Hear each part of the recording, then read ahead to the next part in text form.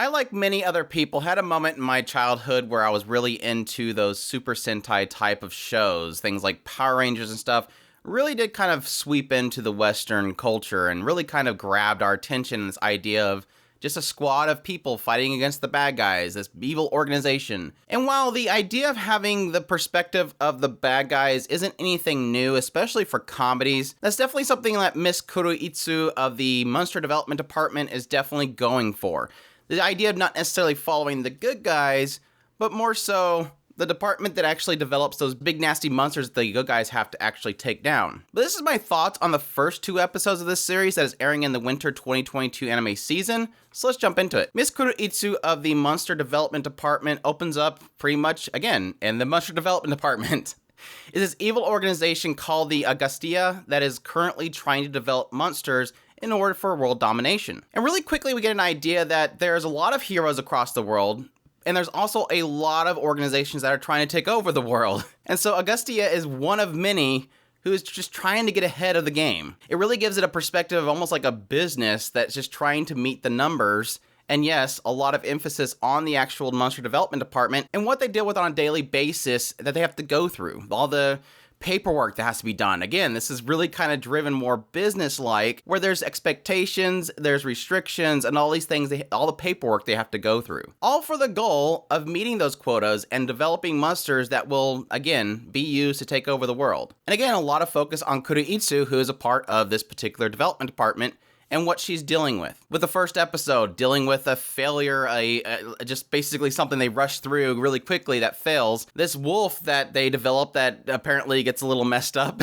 And some would argue that didn't get messed up, it actually got corrected, especially their leader. And in the second episode, getting more into a business trip and exploring other companies that are, again, trying to take over the world. And this big, huge project for this cannon chicken, or Thunderbird, sorry, not chicken. So my thoughts on Miss Kuroitsu from the Monster Development Department. I'm very mixed on this show so far. I honestly, I think with the first episode, really wasn't feeling it. There was some laughs surrounding the wolf that they end up kind of developing, and again, the changes that their leader ended up having them do, because essentially they wanted to create this super powerful wolf guy. And then at some point, their leader, who's this little girl, just stumbles into the department and says, I want it to be a girl. I want it to be a cute girl. And they're like, well, she's the boss. I guess we're making it a cute girl.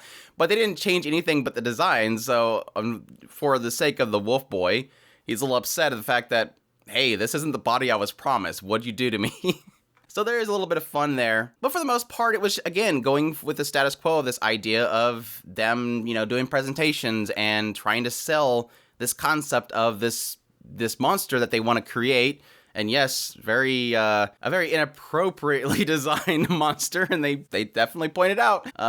Keep that in mind. But I think it was the second episode that gave me some promise on this series. While again, I was very kind of mixed with the first episode, it really wasn't making me laugh out loud, and this is primarily a comedy. It wasn't really getting me. It was the second episode that I started seeing some extreme promise in this series.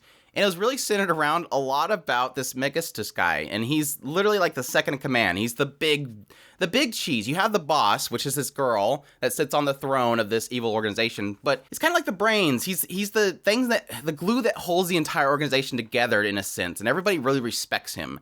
And he's this guy that's very business-like, despite the fact that he's got this mask on, he's cloaked and everything. He's very business-centric, and he does things like a businessman would.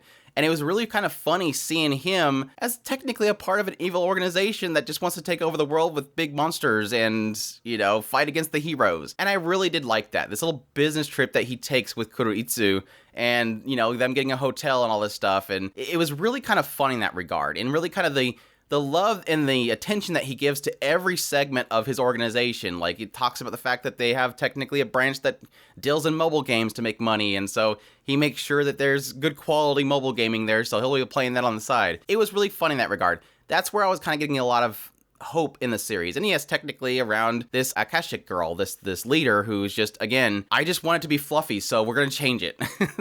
That aspect of the leader coming in and just changing things, she really reminded me a lot of World Conquest Vesta plot, where you have, again, like this little girl that's technically leading this big organization, and she has her own desires there, and she has her own style that is very interesting in the grand scheme of things. But again, my my struggle really is in the lulling points for me with the series. And oddly enough, despite the fact that I opened this entire video with this idea that when I was younger, I was really into things like Power Rangers. I love this idea of the Super Sentai, this idea of this band of heroes that fight against this bad guy. They have the stupid transformations, and it looks really cheesy, and you have these big, huge people in costumes that are falling over and wiggling around all super fake-like. But it was fun at the time because, again, it was that aspect of the band of heroes.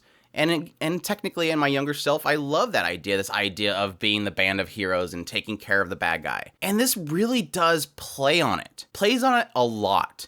This literally is a love letter to the Super Sentai fans and the Kamen Rider fans. It's that type of thing that it's going for. And yes, again, it's going it with a twist in the idea that they're making the monsters that the heroes will fight, but it's a lot of really a play off of that. So a lot of segments where it's just showing random heroes and them posing and showing a lot of goofy kind of spoofs of superheroes and live action costumes. And I think a lot of that stuff is like, I see it for what it is, but at the same time, it gives me no value to the show, for me personally. Despite the fact that I used to be really into this stuff, it feels like a waste of time when I'm seeing this stuff on the screen. I'm like, okay, I get it. I guess it's cool.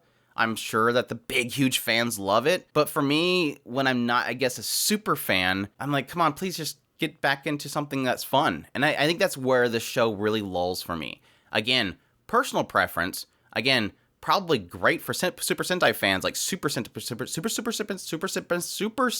fans. But for me, it's a waste of time. My enjoyment's really coming around, again, Kuroitsu, the making a business out of being the bad guy, the meeting quotas and all that kind of goofy stuff centered around there. And again, technically making these monsters and then putting them out on the field and them just be flawed in some way. Like with the Wolf Boy, the flaw there is that the armor they gave the Wolf Boy when he sent him out shredded the moment that they start attacking. And while the hero like gets paralyzed because of the fact that he's seeing a hot naked wolf girl, they see it as flawed, and so they have to cart it away. Or again, they spend all this time making this super thunder cannon chicken that it technically looks very dumb, but it meets all the quotas of every department, and they send it out on the field, and it's literally just a live action exploded chicken, and it's all a waste of time. There's a lot of fun in that regard. It's just, again, in the middle is all that kind of busy work, the love letters to the Super Sentai fans that I think just kind of muddy it. So again, in the end, it's a great series. It's got a great concept in there. Again, nothing technically super unique, but at the same time, a lot of potential, just a lot of lulling points. And that's really where I'm kind of fearing for it. But again, it technically is picking up with the second episode, and I am looking forward to more. Hopefully it's got some good stuff in here to get into, but for now, I'm kind of in a mixed bag for it. But in the end, that's my thoughts on Miss Kuroitsu from the Monster Development Department. I hope you guys enjoyed this video. If you did, leave a like down below. Comment. Let me know what you thought of the series. Are you really enjoying it? What do you like about it? Don't like about it? Let me know in the comments. Definitely love reading them. Subscribe if you haven't already. Share this video if you can. Support us on Patreon or throw a tips link in the description below. Definitely appreciate everybody it does. And y'all take care.